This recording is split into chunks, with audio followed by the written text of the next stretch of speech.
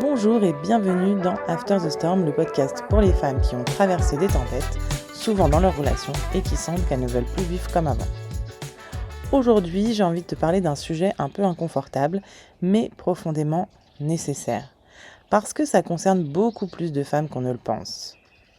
Pour ça, je vais te raconter une histoire. C'est l'histoire d'une femme qui me suit depuis plusieurs années, une femme sensible, intelligente, qui a déjà beaucoup travaillé sur elle. La première fois qu'elle m'a contactée, il y a 5 ans à peu près, elle avait déjà conscience de ses schémas amoureux.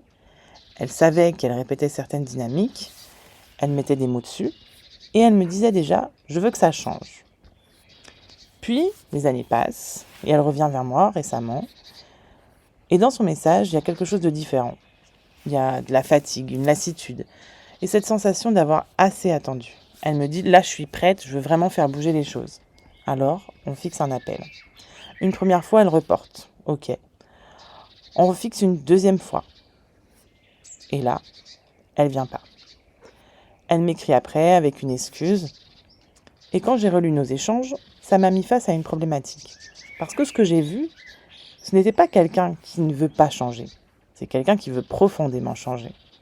Mais qui, dans ses actes, n'est pas encore prête. Et si tu écoutes cet épisode, il y a peut-être une partie de toi qui se reconnaît. Pas forcément dans cette situation précise, mais dans ce décalage entre ce que tu ressens et ce que tu fais. Parce que voilà la réalité. Tu peux vouloir changer de toutes tes forces et rester exactement au même endroit. Tu peux comprendre tes schémas et continuer de les répéter. Tu peux souffrir et ne pas poser les actions qui te sortiraient de cette souffrance. Et ça ne fait pas de toi quelqu'un de faible, ni de paresseux, ni d'incapable. Ça fait de toi quelqu'un en conflit intérieur. Parce qu'il y a une partie de toi qui veut avancer, qui veut aimer autrement, qui veut vivre autre chose. Et il y a une autre partie de toi, plus silencieuse, mais beaucoup plus puissante, qui a peur. Peur de l'inconnu, peur de perdre des repères, peur d'être rejetée, peur de ne plus être aimée. Et cette partie-là, elle ne cherche pas ton épanouissement, elle cherche ta sécurité.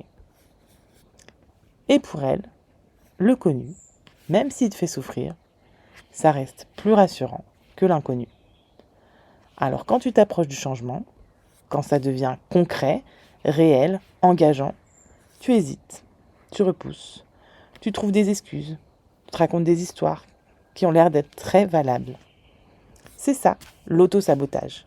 C'est pas une faiblesse par un manque de volonté, c'est une stratégie de protection.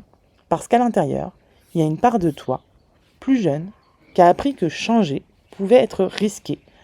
Une part qui a associé l'amour à l'effort, à l'adaptation, et au fait de ne pas trop déranger. Et aujourd'hui encore, cette part, elle a peur. Peur que si tu changes, tu perds l'amour, tu sois rejeté et tu te retrouves seul. Et tant que cette part-là, elle n'est pas rassurée, tu peux avoir toutes les prises de conscience du monde, ça ne bougera pas. C'est pour ça que comprendre ne suffit pas. Tu peux lire, analyser, intellectualiser. Mais le vrai changement, il se joue ailleurs. Il se joue dans ta capacité à faire des choses que ton système essaie d'éviter. Et c'est là qu'on arrive à quelque chose d'important. La différence entre vouloir changer et être prête à changer. Vouloir changer, c'est sincère, mais c'est pas suffisant. Être prête, c'est accepter l'inconfort, c'est arrêter de négocier avec ses peurs, c'est passer à l'action, même quand ça tremble. Et ça, peu de femmes sont vraiment prêtes à le faire. Et encore une fois, c'est pas un jugement, mais c'est une réalité. Alors, j'ai envie de te laisser avec quelque chose de concret. Pas pour changer d'un coup, mais pour commencer à bouger différemment. Comme d'habitude, les 3 clés. La clé numéro 1, c'est arrête de te fier à ce que tu ressens pour agir. Si tu attends de te sentir prête, tu passeras jamais à l'action. Parce que ton système va toujours te ramener vers ce qui est connu. Donc, au lieu de te demander « est-ce que je me sens prête ?», demande-toi quelle est la plus petite action que je peux faire même avec la peur. La clé numéro 2, c'est observe tes actes, pas tes intentions. Tes intentions, elles sont sincères. Mais ce sont tes comportements qui racontent la vérité.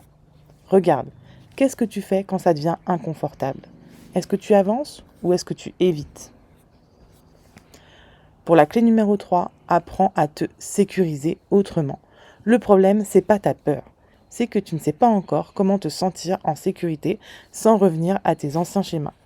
Et tant que tu n'as pas cette sécurité intérieure, tu retourneras toujours vers ce que tu connais. Donc le vrai travail, c'est pas de te forcer, c'est d'apprendre à rassurer cette part de toi qui a peur du changement. Et c'est exactement pour ça que j'ai créé Sereine, parce que j'ai accompagné des centaines de femmes qui comprenaient déjà énormément de choses, mais qui restaient bloquées au même endroit.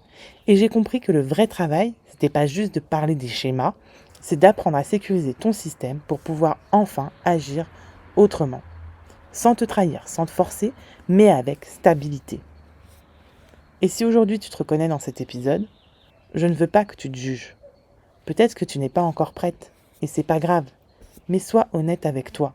Est-ce que tu veux vraiment une vie différente, ou est-ce que tu espères encore que les choses changent sans toi? Parce qu'après la tempête, il y a toujours un choix.